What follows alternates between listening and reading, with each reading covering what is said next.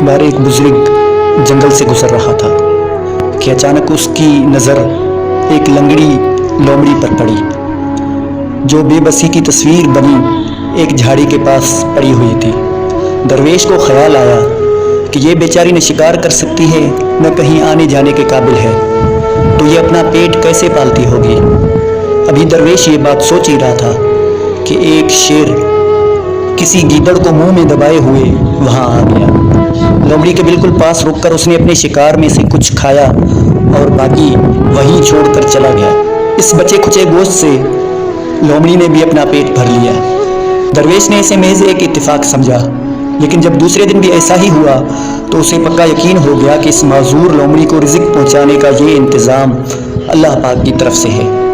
اس نے اپنے دل میں فیصلہ کیا کہ میں بھی آئندہ اپنے رزق کے لیے کوئی کوشش نہیں کروں گا۔ خدا جب اس لومڑی کو شیر کے ذریعے رزق پہنچا رہا ہے تو مجھے بھی بھوکا نہیں رکھے گا۔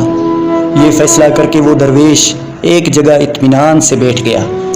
درویش کو پکا یقین تھا کہ مجھے بھی کہیں نہ کہیں سے کھانے پینے کی چیزیں پہنچائی جائیں گی، لیکن کافی وقت گزر گیا اور اس کے پاس کوئی نہ آیا۔